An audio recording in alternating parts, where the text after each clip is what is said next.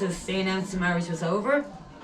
They did the same then at the marital bed in front of the same witnesses, and that was it. Next, they could move on and remarry, and I'm sure they did because they were so young getting married to begin with.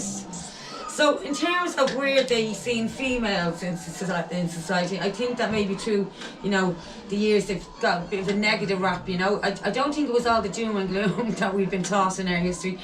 For instance, females, they very much were acknowledged and appreciated. The roles that they have were very important. For instance, my job here in living history is to be a weaver. If you were a weaver in the Viking period, it was an extremely important job.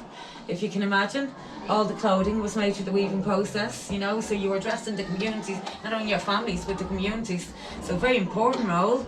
And indeed, the sails for the ships as well, they were made through the weaving process. So believe me, it was a hugely important role, and you would have been very well paid and looked after for that role. Also, women, they did see women as equals, you know, even like growing up, the male and females, they were taught they were equals.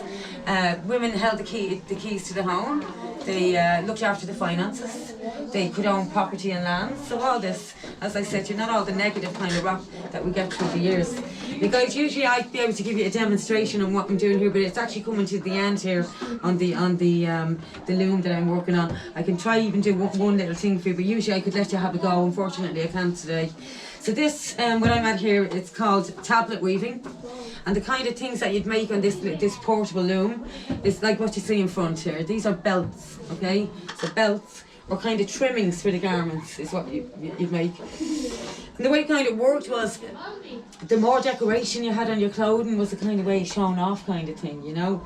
So can everybody see the loom there? Yes? Everybody can see okay? Can you see where there's kind of a break in between the threads there halfway? So I'm going to take this, which is called a shuttle, okay? And I'm going to bring it to the halfway mark. And down I'm going to bring the thread, pull it nice and tight. Then I'm going to get the cards and anti-clockwise one time I'm going to spin them. You see the threads changing when I do that. Then I'm going to find the centre with my finger again. And there's your pattern emerging. What you do is, then you just pull the thread, and what that's doing is that's locking in the pattern. So whatever side the thread is falling, then you just work from side to side. And that's basically it. As I said, usually you could leave here a qualified weaver today, you know, with the lessons, but it's coming near the end, I have to change it. So just to summarise what we spoke about there, guys, okay, so they came here as raiders, okay, the Vikings. They very quickly became traders. So basically what they did is they helped turn Dublin into a busy trading port. That's what they did. And in return for that, they helped set the foundations, I suppose, for us to become a very wealthy city. So go the Vikings. Thank you very much for joining me, guys. I hope you got some kind of informative information there. You're only on level 1, there's 3 levels, so lots more to see. Thank you. So enjoy your St. Patrick's Day in Dublin and enjoy the rest of your day.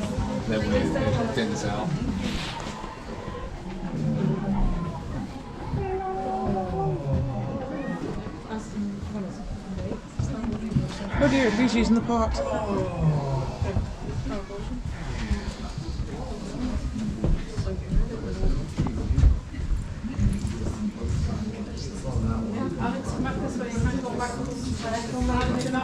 sorry.